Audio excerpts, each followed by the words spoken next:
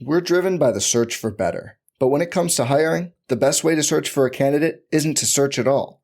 Don't search, match with Indeed.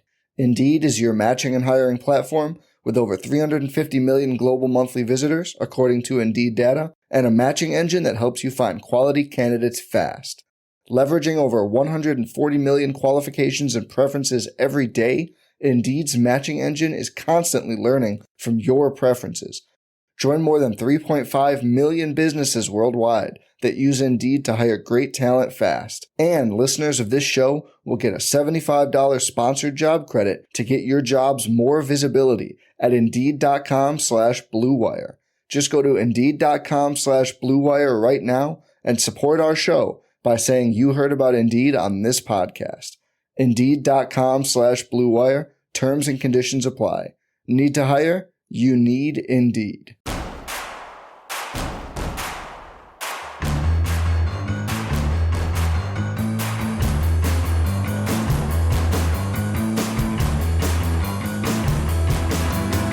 From your favorite source for Chicago White Sox talk, delivering news, interviews, analysis, and more.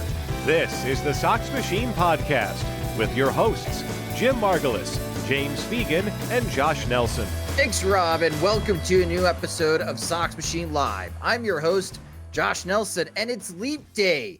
It's February 29th, 2024. This doesn't happen often for us in the Sox Machine podcast. I don't think we've ever done a Leap Day podcast ever before, Jim. I think this might be our first Leap Day show in 11 seasons podcasting together. And it feels so different. Sure does.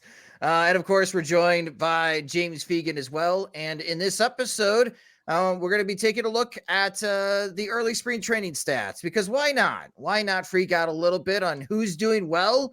Like Eloy's raking right now. Some guys not exactly hitting so well, and raises some questions that if they don't hit better, are they going to make the opening day roster?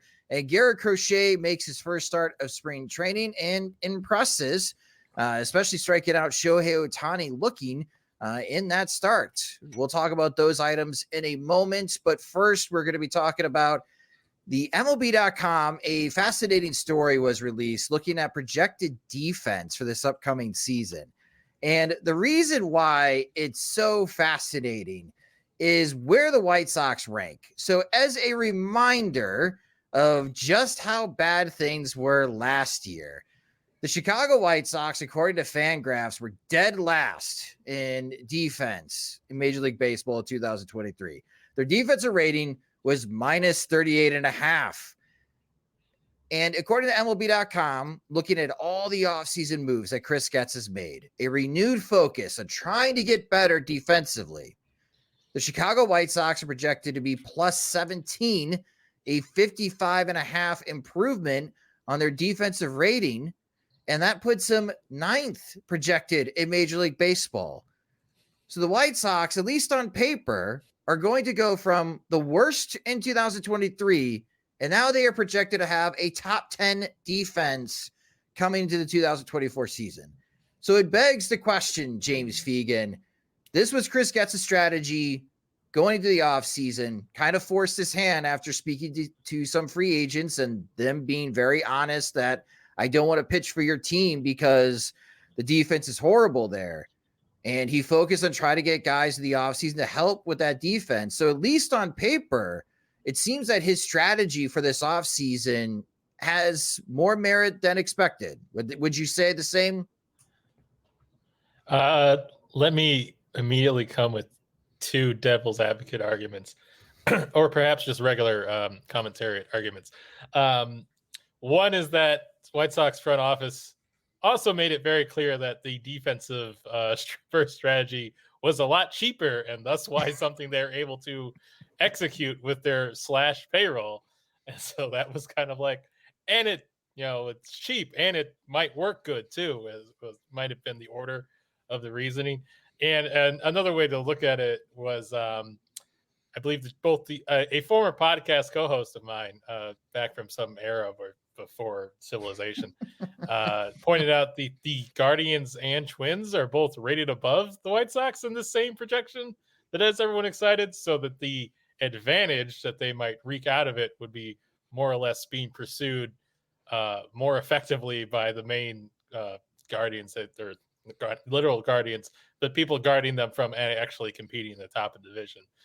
So yes, it seems like their defense is better. That's nice, but I don't know if it necessarily, seeing that they might be in ninth place, was this big game changer that made me rethink everything about how I assess the franchise for 8 years running. But I don't know. Others could defer.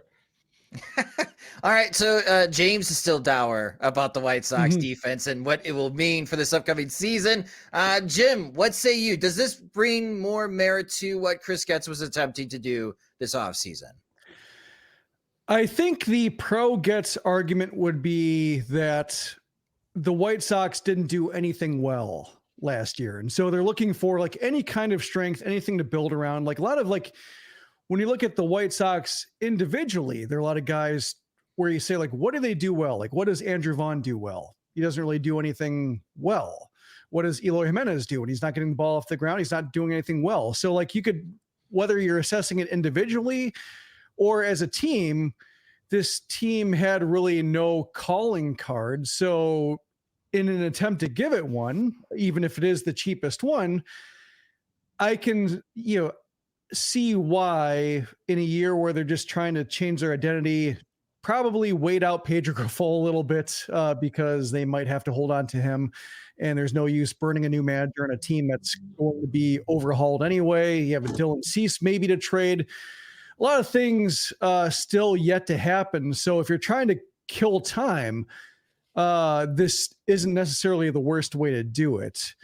I think my reservation with this is you're defining a team by what it doesn't do, or like what do you hope doesn't happen, which is like they don't make errors. They don't allow that many runs. They don't allow mistakes to compound. And like that's true.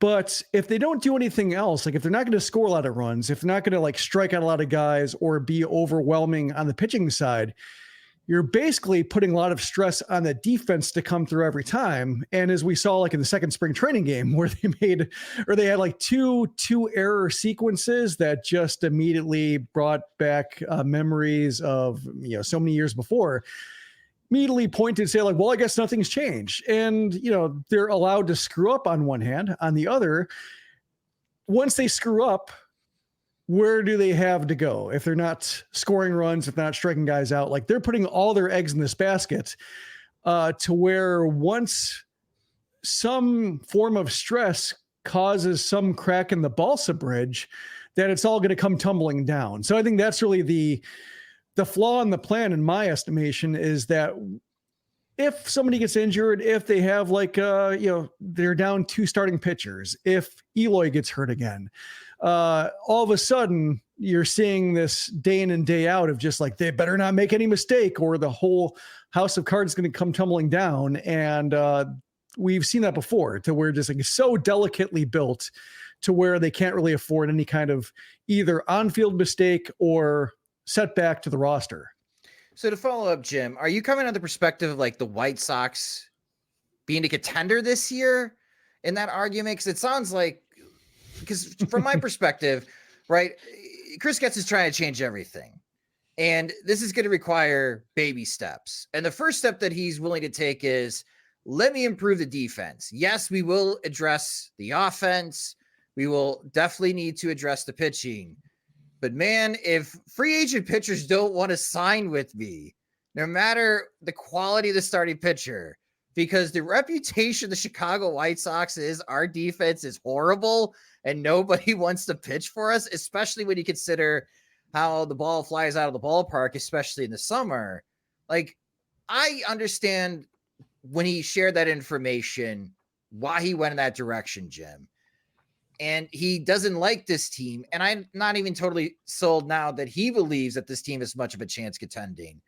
So for me, in the mindset of, yeah, this team's not winning the American League Central, shows some improvement. And if you could show that you're better defensively, I can live with that. But it sounds like from your perspective, it's maybe a little bit more than that. Like, fingers crossed, hopeful that they could surprise in the AL Central. No, I think it's just more along lines of like, they're trying to show competence, which is what they did not show last year. And, if you're not scoring runs and if you're not like acquiring name brand starting pitchers or pitchers who are going to project fantastically, and then they trade Dylan Cease, they're just putting so many eggs in the that basket of just, we don't make mistakes. Well, what if you do? What if like you're held to 2 runs for 8 games in a row, and every game is like, if you have the infield drawn in the 3rd inning because you don't think you're going to score, those sort of pressures you put on the defense to be not just good and sound, but maybe spectacular to make up for an offense that's not scoring runs, making up for starting pitching that's only going 4 innings. That's what I think is the problem with building the team defense first. It's a lot like building the team bullpen first, which is what we just saw, which is just a very conservative approach of just like, well, if everything goes right, as long as we have Kendall Graveman, Joe Kelly, and Liam Hendricks, we're not going to blow any lead we have. It's like, well, what if you don't get that many leads? Yeah. And so it's just basically you're applying that kind of methodology to the defense, which, to Getz's credit, is at least on the field the whole time. Whereas like with Kelly and Graveman and such, they're only in the field from the 7th inning on if there's a lead or if the leverage is appropriate. So like there is more merit to this, but I still think the pressures are the same to where like, if you never have the lead, if you're always playing from behind, there's only so much that defense is actually going to do to improve the product. Okay, those are good points, Jim. And James, Matt poses this question, and this has been something swirling in my head as well. Matt wrote in the comments section, I get wanting to improve the defense, but how does it doing through signing old guys who won't be around long improve the long-term outlook of the team? And I guess that is an excellent question, James, because the article in MLB.com cites Max Stassi. Is Max Stassi here for long? Paul DeYoung, is he here for long? Nicky Lopez, is he here for long? Yohan Nakata is a good third baseman, or he can be. Is he here for long? The answers are maybe or probably not. So how much of what Getz is trying to do and what you heard down in Arizona is part of this new culture change that they're trying to implement, that the young guys could take away from the veterans playing really good defense to hopefully that they work on their craft when they're in the minor leagues. So when they get in the major leagues, they can continue this momentum of being a good defensive ball club. Yeah, I mean, part of it is definitely culture-wise, or saying like, let's just show that we're going to emphasize this, and hoping it both rubs off, but also becomes part of their reputation long-term. Part of it is just trying to produce pitcher success stories. So you can say like, hey, Chris Flexen came here and didn't miss a bunch of bats and still did all right. You can too, and show like we've shown how much we care about defense here in some degree, and you're just trying to produce some reputation. I would definitely specify like the whole signing pitchers thing. Like there's a certain type of pitcher for which the defense is a concern. It's not like they have the 7-year out for Blake Snell and he's like, oh, I don't know, guys. I've heard things about the outfield. Like it's more like when you're shopping on this lower tier of trying to get NRIs that you want over other teams where the finances are pretty much the same, or you're trying to get the reclamation project 1-year signings, having a harder time maybe linking on the guy that's profile really clicks with that because he's like, well, of my pick of very similar offers, I think this is the better environment for me.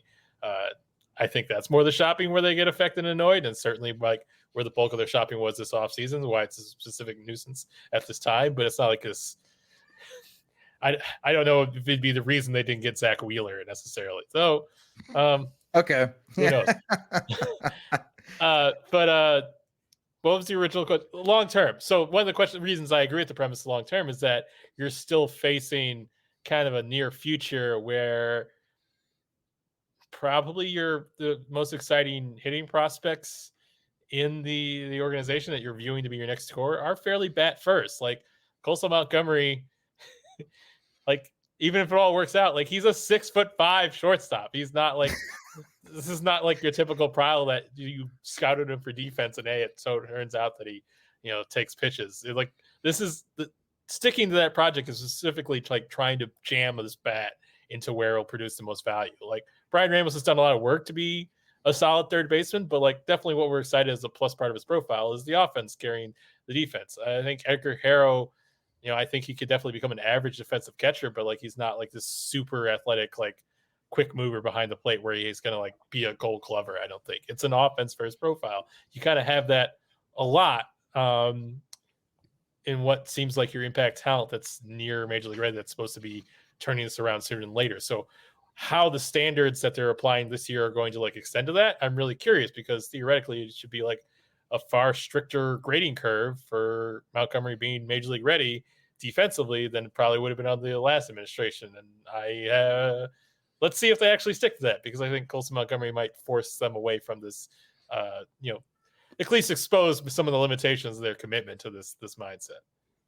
I think the one area where like there's merit to this, or at least, where I think they really needed to communicate defense, is like getting Gavin Sheets out of right field, getting Andrew Vaughn out of right field, like all first basemen. He just hit his way back in the right field for good. Yeah, maybe, perhaps. Yeah. But I mean, like for now, like having like Dominic Fletcher, Zach DeLoche, and Kevin Pillar all there to be like, no, we really don't want that to happen. Are there circumstances to where like it might happen for an inning or two or a half game?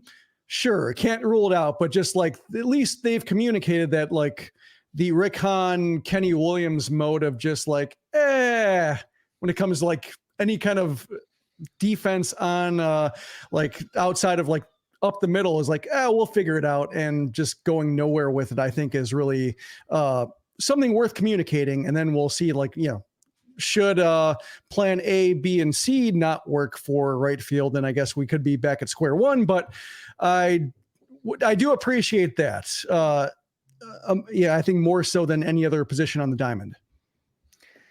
Running down the top 10 for MLB.com, number 1 are the Cleveland Guardians, plus 47. So a pretty big difference between the White Sox and the Guardians. The Chicago Cubs, we know that they're very strong, especially up the middle in the infield. And of course, having Pico Armstrong being the projected starting center fielder. And if he's not, bringing back Cody Bellinger, still strong up the middle. The Cubs at plus 35.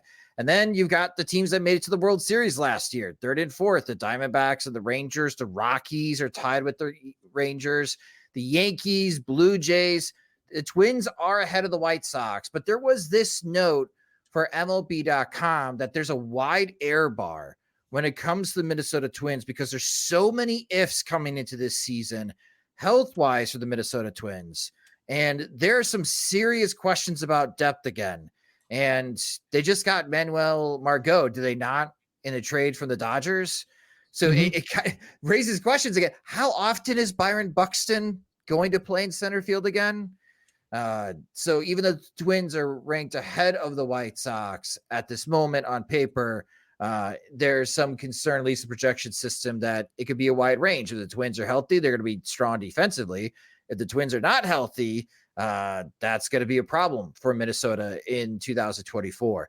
But with this entire conversation and watching spring training and White Sox fans looking for some hope in 2024, hoping to see a win improvement, James, is defense and run prevention alone good enough to see a 10+ win improvement in 2024? 10? Like I was more confident saying yes, they would improve, because like 101 losses is already like above like an extreme result for even like your garden variety awful team. I don't know. I'm tempted to say it'll be hard to get. I mean, they are in the Central, but if we're really talking about like a 10-win improvement, I feel like that has to involve some level of like Moncada, Vaughn, Jimenez, like outproducing last year by some meaningful, beyond one standard deviation, or so to speak. I think there would have to be a little bit more to their offense, or they're like just don't have the worst plate approach in baseball and worst plate discipline to really give themselves more of a chance to be regularly competitive that 72 wins or something would require. How about you, Jim? Do you think run prevention alone is enough to win 10 more games? Yeah, it's tough putting a number on it just because it does feel a lot like 2017, where all it takes is one or two trades of the White Sox best players like Dylan Cisco's, like say Yoan Moncada, if he's part of like a first half to where the White Sox are okay, like just an ordinary form of below average, but like he looks like a 4-win player, like maybe he gets dealt. And all of a sudden, like they're down Dylan Cease, they're down Moncada, who knows about Eloy, and then like they just have nothing again. And looking at the 2017 team, first half 38-49, second half 29-46. So I think that's kind of the split you could look at to where like they end up winning 65 games, but that's just because they might have been good enough if they stayed together to win like 74, but because things were clicking so well among players they didn't want to keep or saw more value in trading away, they kicked themselves down. So I can see maybe a 10-win improvement, but I don't see much more than that, just because I think at that point things have to go very, very right to not inspire Chris Getz to trade guys who are responsible for that big improvement. So that's why I can see them just kind of being self-limiting or self-governing for just how good they can be. Yeah, we did get that comment to back you up on that point, Jim, with White Sox Jet. Keep in mind, they wrote in the comment section, we are going to lose some wins after White Sox trade cease. 10 wins better than last year might be asking a lot. I think they lost like 8 out of 9 after the Quintana trade in 2017 with some major league springing in the Goldberg to Clippard bridge at the end of the games in Kansas City. Yeah. Of course, Kansas City. Bullpen meltdowns. That's a great place to have them. If they're going to win 10 or more games without the offense improving from post-trade last year, and this is a reminder for the podcast listeners and those watching the live stream, after the trade deadline last year, the White Sox offense averaged 3.5 runs a game, despite how well Luis Robert was hitting. And on the run allowance side, they were allowing 5.7 runs per game. Like the 2.2 run difference is gigantic in Major League Baseball. So if they could drop that run allowance to 4.5, but if, to everyone's point, especially in the comments section, those watching in live stream are making, if the offense doesn't improve and they're still sputtering around averaging 3.5 runs per game, then I could see where everyone's right that, yeah, run prevention alone is not enough for a 10-win improvement, because even though they're only allowing 4.5 runs per game, they struggle to even score that many. So the offense, it's got to be a balance in order for the White Sox to see some win improvement from last year.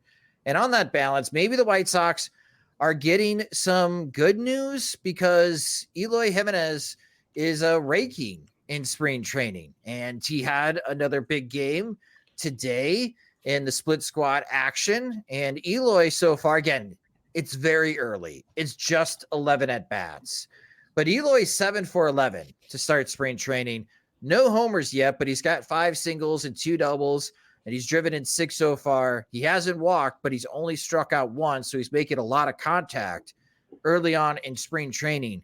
And Jim, when it comes to the White Sox offense and how they're going to improve from that 3.5 run average post-trade last year, Mark, I feel like there's a lot of pressure on Eloy, because I think after 3 seasons, we have a pretty good feeling who Andrew Vaughn is as a hitter. I don't know if we could ever count on Yoan Moncada posting 2019 numbers again, unless the super bouncy ball comes back. So we keep asking, like, who's going to help Luis Robert in this lineup? And the answer always circles back to Eloy, but we don't know what version of Eloy we're going to be watching this year. And is Eloy going to stay on the field? And I feel like there's a lot of pressure on him that he has to step up big time offensively if the White Sox have any chance of scoring 4 runs or more per game. Yeah, he really is their best chance for instant offense, because like even, factoring in Luis Robert Jr. with how well he hit last year, he's still a little bit of a work in progress in terms of like figuring out like how much power can he naturally access versus selling out more? Can he like restore some of the average hitting that he did, like hitting for average, I should say. And, just his knowledge of the strike zone, tempering those like bursts of aggression that get him into like, a series wide slump. I think there's some moderation that, Robert has to figure out if he can do it. But otherwise, like, when you look at Jimenez and everything he's had to learn from so far in his career and his own hot and cold tendencies, like he is like the one guy who, we've talked about before, like, could he hit 40 homers? Like, seems like he should be able to, just based on his strength, his all fields power, just more a matter of, can he get the ball in the air? Can he stay healthy? And those are probably connected in terms of like, is his lower half healthy enough to have the swing he wants and be able to elevate the way he wants to and get the barrel where it needs to be? So it's always the same question. And like with him, it's tough just because like watching him, and every time he has to run max effort, you think like, is he going to step on the bag weird? Is this going to set him back for a month based on how he follows through or like hits the brakes after first base? Like you always like wait for him just to come like hobbling back to the bag and looking towards a dugout. And I think that's really just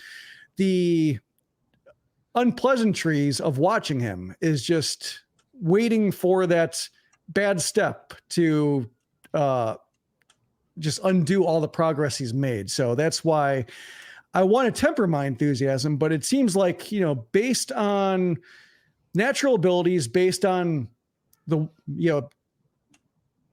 staffers the White Sox have that might be able to have some new ideas for him, based on maybe some motivations to change, based on the way like Chris Getz was shopping them around to see like if there are any interesting offers. Like his spot on the roster and in this franchise is not as secure and safe as it used to be. So like he's got some motivation too to maybe make some changes that maybe he wasn't open to making, figuring like, well, as soon as I'm healthy, everything's going to click.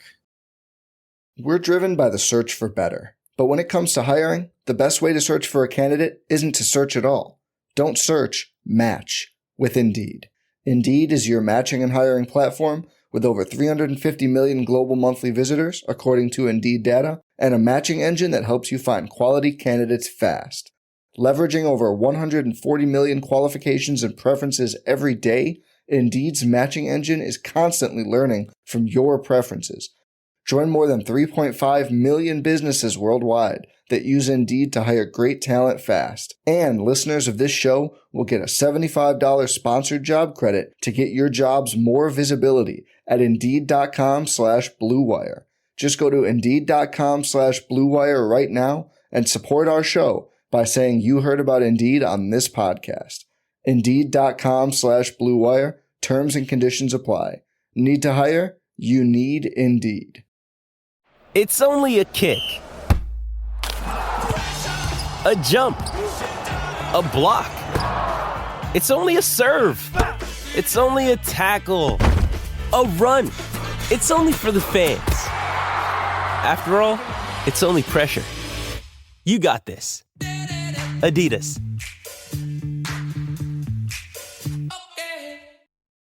Yeah, we did get this comment in the live stream from Mark. Mark wrote to us, I have no faith that Eloy will stay healthy. Even when healthy, he has not lifted the ball consistently. For me, he has to prove it over a period of time. And Mark makes some good points, James. And when you are at camp and the position players were showing up, I mean, that's two big questions with Eloy. One, what is he going to do differently to try to stay on the field? And two, what is he going to do to try to generate more lift in his swing? Did you hear anything when you were at camp on some of the adjustments that he or the White Sox coaching staff were planning for him to make for this upcoming season? I mean, the primarily thing that they talked about was hand placement and setup and emphasizing contact point, which it's hard to kind of pin down how you emphasize contact point so much. Like it just could be him, an approach or a mindset in a swing that he's trying to catch things out in front and he's trying to think about pull side a bit more than he ever has. He's never been somebody who he was very rigorous in the minors about being up the middle because he was someone who thought, the thinking was that he hit for average. So naturally and he had so much raw strength that he could produce power even with kind of this all fields hitting for average approach, that emphasizing him to turn on things or look for balls to pull wasn't really the thing, because they didn't feel like he needed to be subject to the slumps that come with being pull happy if his skill set is so vast that he doesn't need to think that way. But maybe gearing him more to think about and have his approach more as just like a typical power hitter who's trying to maximize their power production, maybe it's more realistic utilization of what he has at this point, when obviously his leg health has not been something that maybe seems conducive to being a 4 average hitter, or maybe it's just kind of facing the reality of, you know, what he was last year and how his effectiveness to really produce power against this level of pitching has been capped by not having a fly ball oriented approach. So right now it seems like they're maybe under promising a little bit. They're emphasizing kind of simple fixes, but I think it'd be kind of a bit of a mindset change if he's really kind of leaning into, well, the implications of, you know, trying to get the ball in front would lead for him. So to follow up, James, do you have faith or confidence that we could see a bounce back season from Eloy? Faith from like an offensive standpoint, just like this is one of the most like talented and intuitive hitters I've ever seen, even though his production has been nowhere near what I would have said watching him in the minors back in 2018. I don't think it's really diminished the idea that he's like very talented and has this potential for a superlative offensive season if all the things line up. Now, the thing that mainly lines up is health and kind of continuity and his leg base that allows him to drive the ball seemingly as much as he should. There's not like some new level of like optimism here, like not to dismiss the work of any of the training staff or all the work that's going into keeping him healthy, but like there's not some big concrete reason they've cited for why this is a better opportunity to keep him healthy, other than they won't play the outfield seemingly based on the roster. But it's really seems more like another spin at the wheel of hopefully this can be the healthy season where nothing crops up the boat in the base pass, because it seems like it hasn't just required him to play that much outfield for that stuff to crop up when I'm still at this point in his career. And you know, he really didn't play much outfield the second half of last year, so I don't know if there's a big physical reason to leap onto 150 games this year, but it's nice to hear him say it, be dedicated toward it. Yeah, I mean, Jim, Eloy not playing defense obviously is going to hurt his WAR unless he really rakes. So I think the number for me looking forward to 2024 is that weighted runs created plus, or for those that like baseball reference, more OPS plus. Like, how is Eloy performing against league average? And if he's in like the 120s or higher, well, that's great for the White Sox because he is producing at a high level for them. Just depends on how many guys are on base ahead of him when he is batting. But if he's still like between like 95 and 105, yeah, that's not going to cut it. Like if the White Sox are going to score more runs this year, I hate to put all this pressure on Eloy. Like it's Eloy or bust, but that's what it kind of feels like. Cause I don't have a lot of confidence that we're going to see the Andrews make a big step forward offensively. And the Andrews, of course, being Benintendi and Vaughn. So I guess from my perspective, it really does feel like it's on Eloy to help out Luis Robert. I was looking up Nelson Cruz just as like the first DH only like guy who's just there to hit, never expected to wear a glove, and he was consistently above 140.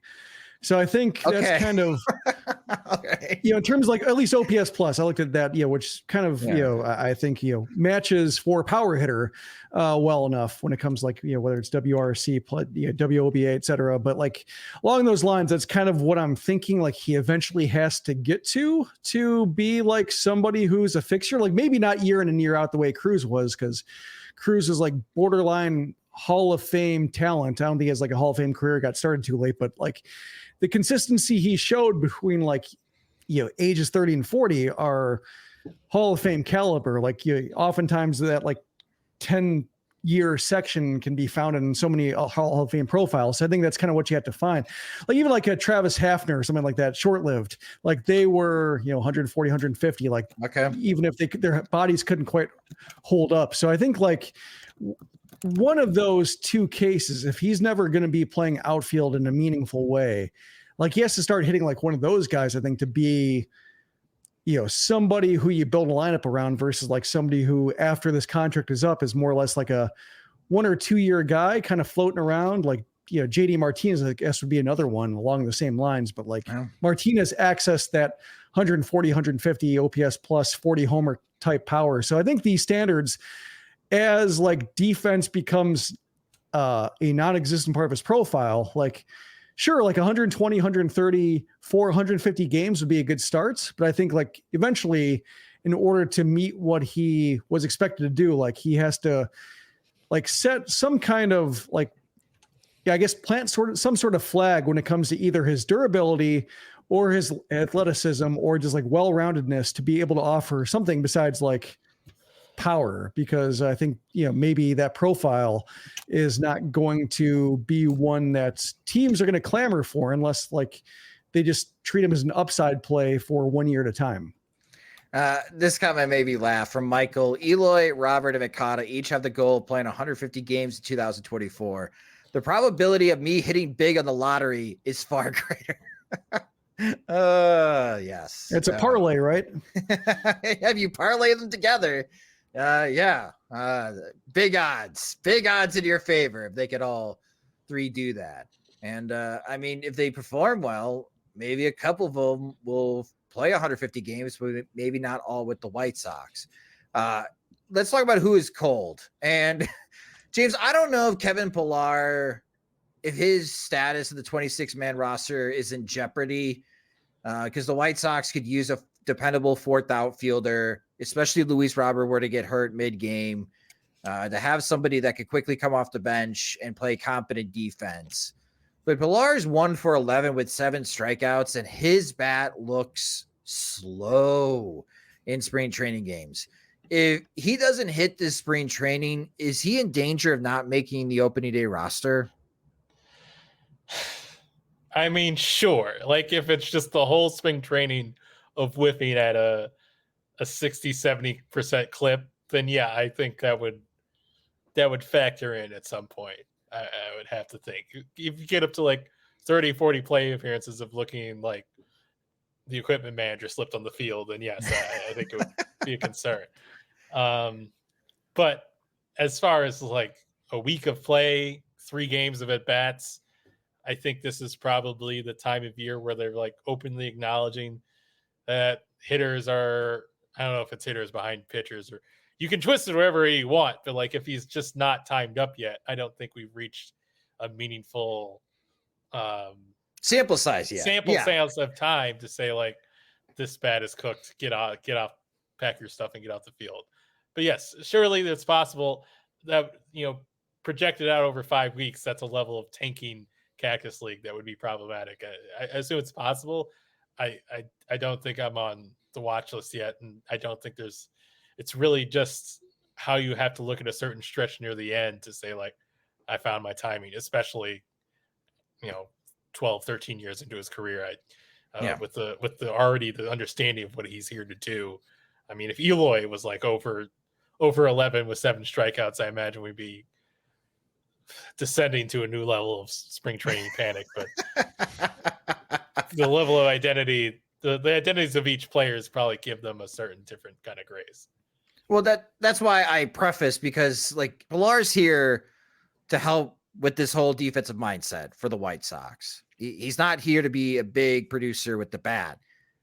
Mike Moustakas is a different point, Jim, and Moustakas is starting slow as well. He's 1 for 11. So like to James's point, we'll check back in a couple of weeks.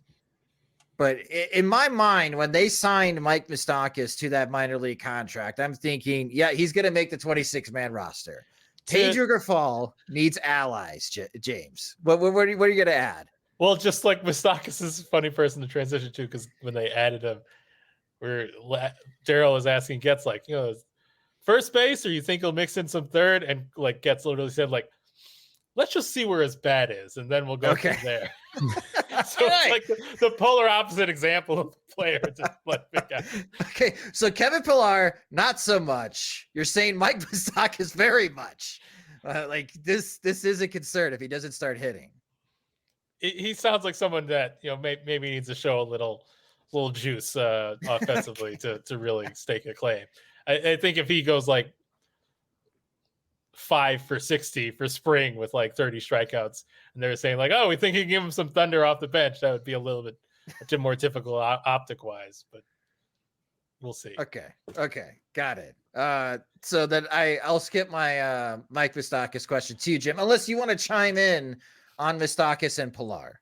Well, like Moustakas, like if it just served the purpose of like letting Gavin Sheets know that like his spot isn't assured and he's stealing bases and hitting homers, like he's like challenging Luis Robert for a 40-40 run here, then I think, mission accomplished in terms of like, just not only are you blocked from right field, but you didn't hit well enough to carry a left-handed power bench bat profile backup first baseman either. So, if it served notice and Sheets is, and I imagine Sheets is self-motivated already, realizing like his, OPS was, awful last year for somebody as large as he is, like that he needed to make improvements, but still like, just competition for these fringe spots where, to go back to the top of just like finding guys to try to do one thing well. And Sheets is one guy who did not do anything well.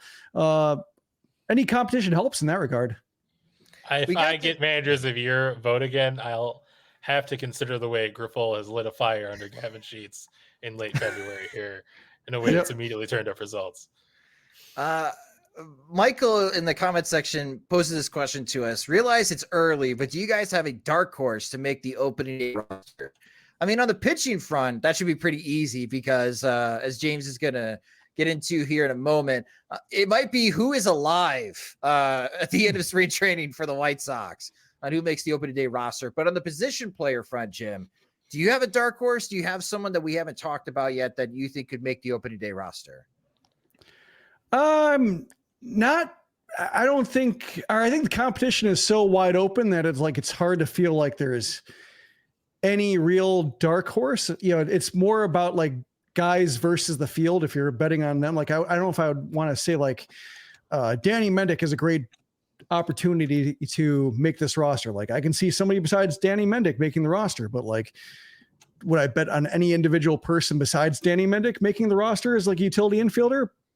I don't think so. I don't feel that, moved about like Lenyn Sosa or Braden Shoemaker or anything like that to where I think, that they're better. So to me on the position player side, like, just right now, pretty open. None of the right fielders are really lighting up to where like, there's somebody who's making that claim. Like I don't see Zach DeLoach like leapfrogging Dominic Fletcher or anybody else to really make that move yet. So I think the order is the order right now. And as we established with just the likelihood of the front line of talent, and then like trying to build a bench around it, like I think the odds have remained largely the same and that it's all kind of uninspiring.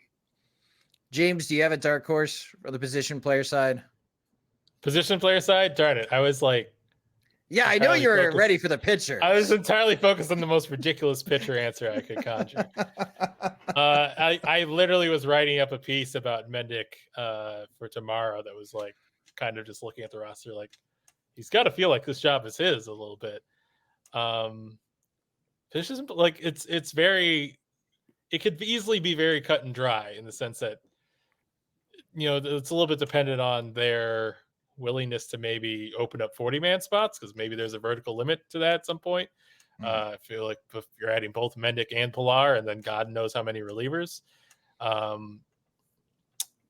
So, I mean, I think like who's an actual dark horse? Like at this point, is Gavin Sheets a dark horse? I think like, sure, Deloach could have a big spring training and like he's theoretically has nothing to prove at AAA. He's taken in over 600 plate appearances at AAA, but also like that really isn't what I would bet on given the fact that he has options remaining and their hands are just not tied to try him out early.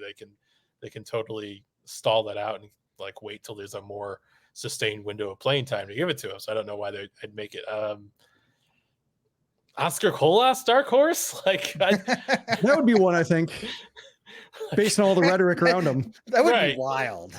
In the sense that like they want him to operate under the idea. Like if if anybody on the team is gonna like embrace the whole like we're all competing for spots methodology, it's the guy who literally wants spring to matter more than they have really said it matters for him, and he's just going to like, the one thing Oscar Colas can definitely do is try too hard, which at spring, and probably clean up as a result of that. So I could see him having a max effort, very productive spring training, and some level of like, hey, we wanted people to earn their spots, and he did it. So that's the logic, the pretzel I've twisted myself in for dark horse, where the most major league ready prospect they had last year would now be a dark horse to make the roster this year.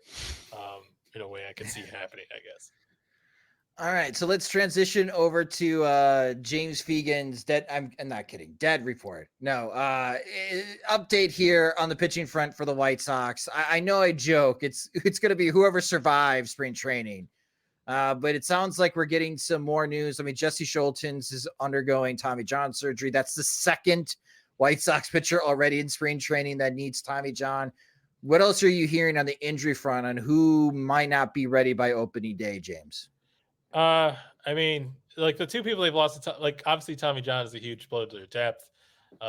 Like not having Matt Foster being a realistic consideration for the bullpen is a blow to their depth that we probably don't think about because he's been out so long. But they hasn't necessarily lost anybody who was real competition to break camp from Tommy John. But Knebel was probably the most exciting, like, ceiling pick in the sense that he's been an all-star closer before. But, even before I came back last weekend, it was clear that he was going to be behind. And thus, if he's behind, it probably makes opening day less realistic. And not having an NRI that you have to put on your opening day roster is probably easier to deal with from a logistical standpoint. So coming off the shoulder surgery that they have, there's no realism else here.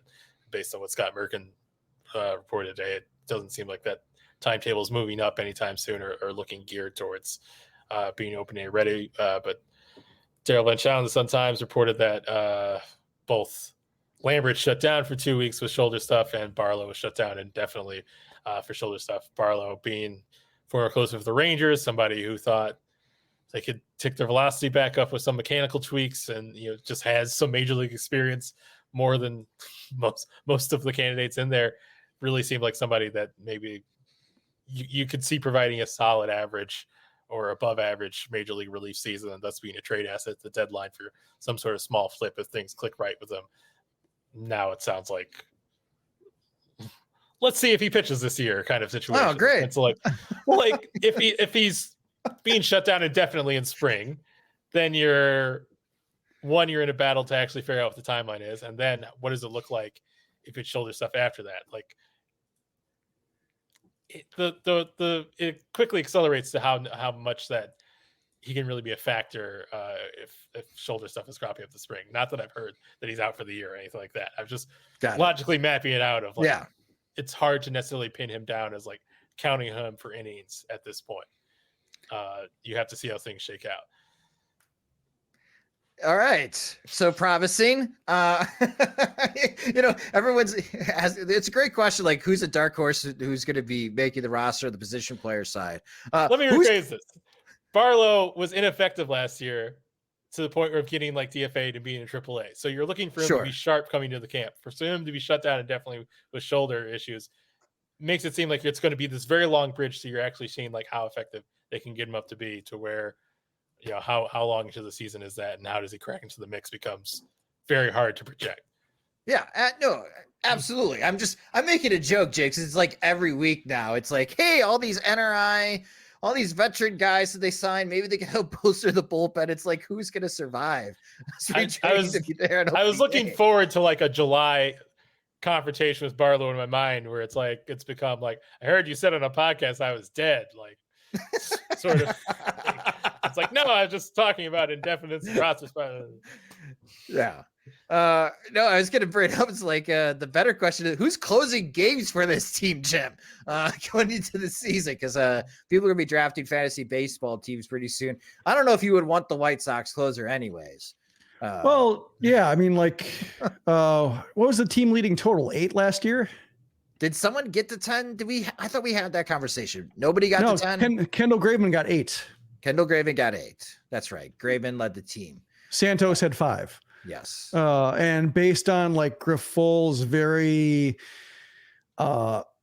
almost like postmodern concept of the bullpen, and just the idea of like what a closer should be. Like, if he was willing to experiment that much with like Reynaldo Lopez early in the year when there were actual stakes, I can see him just being like, yeah, I don't really care who the closer is this week. Let's just go nuts. Let's treat it like a series by series basis or by who's available. And I could really see it spreading out. So yeah, it's kind of wide open. And like just looking at like, Jesse Chavez got hit pretty hard with his first, bounced back nicely. So at least so that's why like these sample sizes are small enough to where like, one bad outing necessarily doesn't bury him, because like, as we saw with like Barlow being out, Lambert, who would have been a lock otherwise because of his option situation. Like if he's out, then all of a sudden, like, more spots are open, or if like there's a reason to slow play him to maybe hold on to a non-roster guy they like and not have to make a decision on Lambert, like that kind of incentivizes them to be like, let's take it a bit slower. It's a long season. No need to rush Jimmy back into this, that they can maybe get a few weeks of a guy who might not have had a spot otherwise. As in rec in the comment section, if Brian Shaw pitches 140 games this year, maybe he saves 15. I also forgot the detail of Brebbia being in the whole walking boot thing. So that's a little of uncertainty to the thing. Yep. Yeah. How's my guy doing? I need him to get one save opportunity so I could hear wham. Well, he's not supposed to be in a game for I think another 2 weeks, but he's throwing. So okay, with the boot, I'm sure that's effective from a folding chair. I mean, like in between when he has to walk around. Yeah. Got it. Got it. All right. So that brings me to the last topic that we could chime on here. Maybe he'll be the closer for the White Sox, though. That doesn't really seem the plan. That's Garrett Crochet. He made his first start of spring training against the Los Angeles Dodgers, Jim. A very tough test. And the highlight is Crochet just freezing Shohei Ohtani with a fastball right down the pipe for a strikeout. Now, Ohtani, of course, grabbed all the headlines and the highlights because he hit a home run in his third plate appearance of that game. But you wrote on SoxMachine.com about Crochet's first start in spring, Jim. What did you like seeing Crochet, even though it's a small sample size of an inning and 2/3? Well, I like that he went from being like, I don't know if I'll get my old velocity back. I might be a mid-90s guy, and I might have to, I really have to worry about my breaking ball. And he's throwing like 97, 99, 100 in his first inning back. And, confusing the scouting reports. Maybe it's under-promising and over-delivering, or adrenaline, or maybe just the fresh arm that he talked about having during his Tennessee draft year, like the canceled season, and then basically having all of that run-up time to get into a real game that counted. And then he had the peak velocity. Maybe it's something similar here, but the fastball like was back at least for one game. And so like I don't know what to make of that. Like, is that back? Is that a one-game thing? If so, like I guess I would say like the slider didn't look that great, and I think he's still trying to figure out like what his breaking ball looks like. But when he's throwing 100, it takes the stress off all the other stuff. And when he's throwing 96, that really highlights the work that he needs to do to make his slider a weapon. So I think we saw the duality of Crochet in terms of like what he has been and what he currently is, and trying to figure out what he will be from here. What are you looking for, James, in future appearances from Crochet after speaking with him at spring training, and to gauge on how much progress that he's making? Because I know we've had this conversation. We're not very high on Crochet being a starting pitcher for the White Sox on opening day, but he's hoping to demonstrate that he could take on multiple innings of work. And what does he need to show you in spring training to give you a little bit more confidence that he's ready for that type of workload? I think that his interview should more perfectly foreshadow exactly how he's going to look like. If he could just say like, actually, I'm feeling pretty good. It's going to be 97, 99, maybe a hot gun will put 100. But that's where I'm at for sure. I would appreciate that, rather than like, well, there's, the future is unknowable, and like projecting specific statistics on how I physically feel is like folly. And how could I possibly say it? All those excuses that athletes always use. I'm done with them. But I think the thing that he would say is that he needs to land secondaries, more consistently, because I think even just kind of a one turn through the order, we saw him having to really power up to get through some of those situations, and maybe not getting through things as efficiently as he would need to be a 5 to 6 inning option. I think he even said that he only really got to throw one changeup, and that's something he probably, even in a removed world, will have to throw 10 times a game and get use out of it a decent amount. So, and beyond just, maybe seeing if the cutter is actually something that he faced a lot of left-handers in that order, so he's able to kind of attack them the way he did his reliever very often and was overpowering doing it. But I guess I'd want to see him face more right-handers and be able to show that he can land that slider on the inner half of the plate and do things to get inside on right-handers that take the weight a little bit off the velocity, even if velocity is there. All right, so you were doing some quick research when we were asking a dark horse to make it the team. Out of those guys that are pitching right now in spring training, who are some names that you think that White Sox fans should pay attention to how they're progressing in these games early, because they may have a serious shot of making the opening day roster, being part of the White Sox bullpen?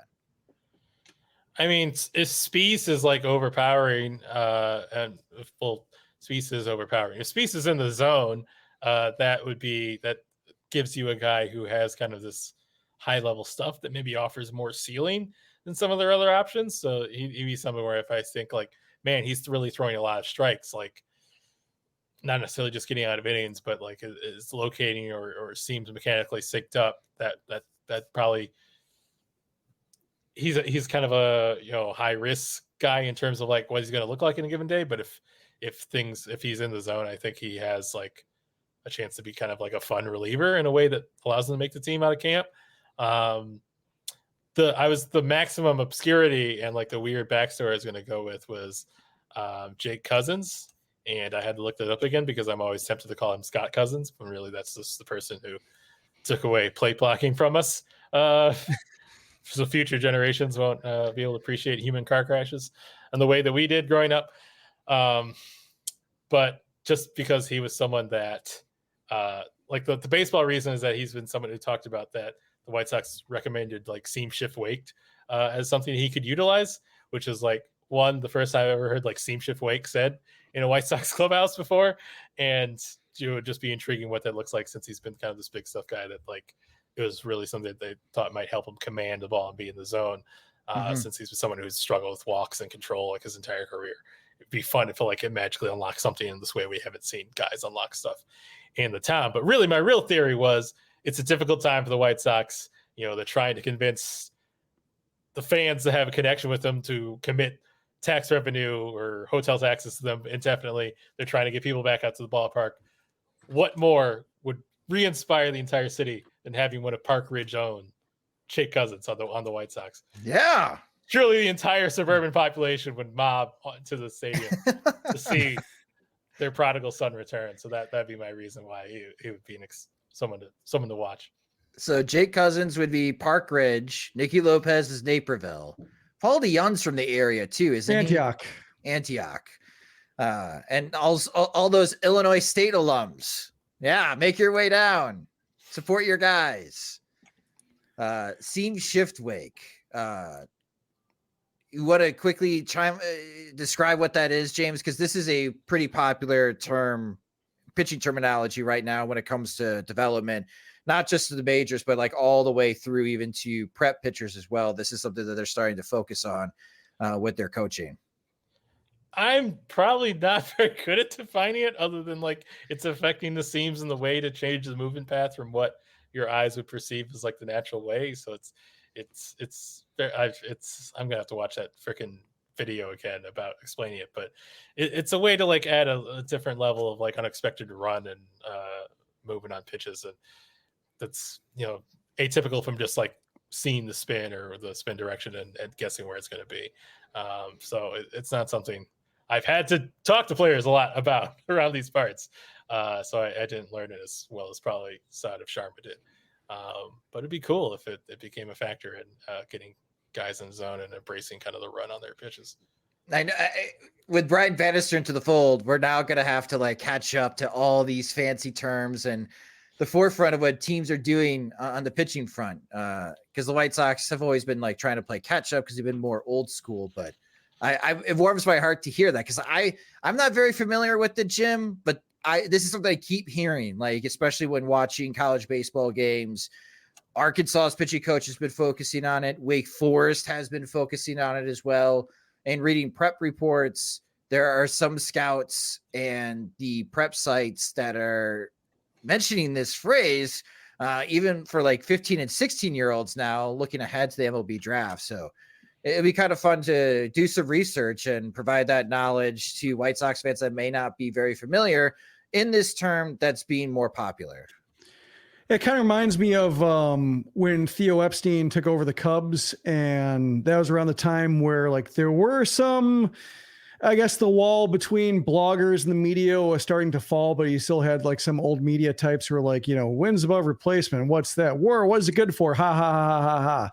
And then Epstein takes over, and then you have like, Bruce Levine and Dave Van Dyke and such asking him like, so wins above replacement. That's pretty important, huh?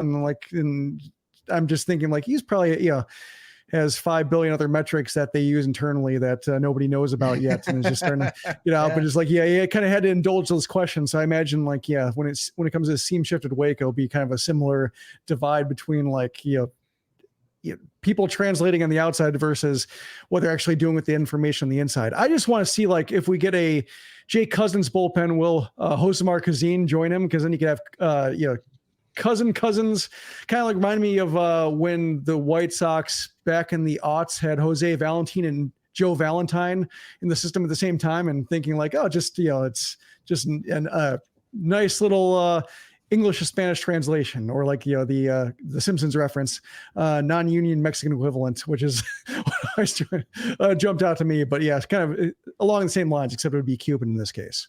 They've both had them like both listed on the same day to throw aside, and so their name is right together. But Chuck Garfien had like he got crossed up and saw that Josemar Cousin was on like the list to pitch in the spring opener, and definitely went up to Jake Cousins and said like, so you're pitching in the opener, and confused Jake Cousins for like 3 minutes. So what you're anticipating, it occurred as you do think. Awesome. Well, that will do it for this episode of Sox Machine Live. For those that watched the live stream on youtube.com/Sox Machine, thank you guys so much for watching the live stream. For those that are listening to the podcast feed, we appreciate you guys as well.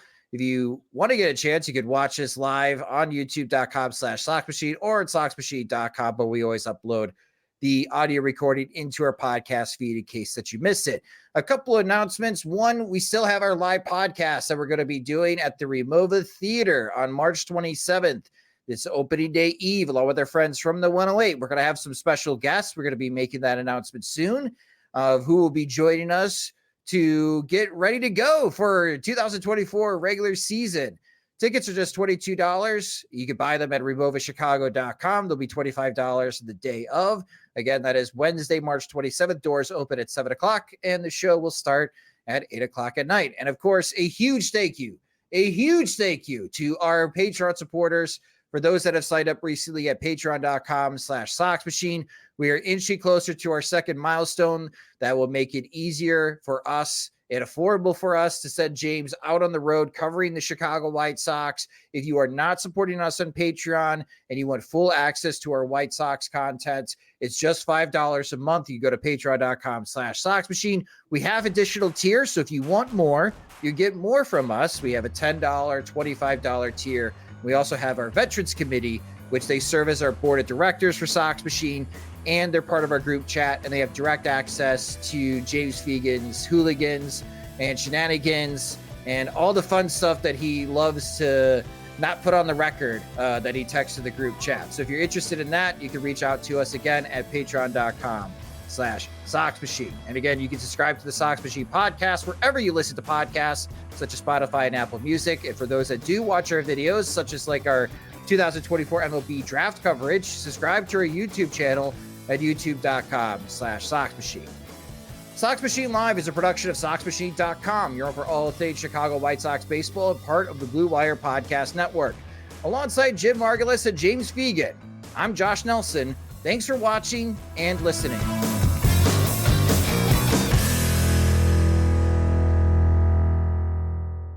My brother-in-law died suddenly, and now my sister and her kids have to sell their home. That's why I told my husband we could not put off getting life insurance any longer. An agent offered us a 10-year, $500,000 policy for nearly $50 a month. Then we called SelectQuote. SelectQuote found us identical coverage for only $19 a month, a savings of $369 a year. Whether you need a $500,000 policy or a $5 million policy, SelectQuote could save you more than 50% on term life insurance. For your free quote, go to SelectQuote.com. SelectQuote.com. That's SelectQuote.com. SelectQuote. We shop. You save. Full details on example policies at SelectQuote.com/commercials.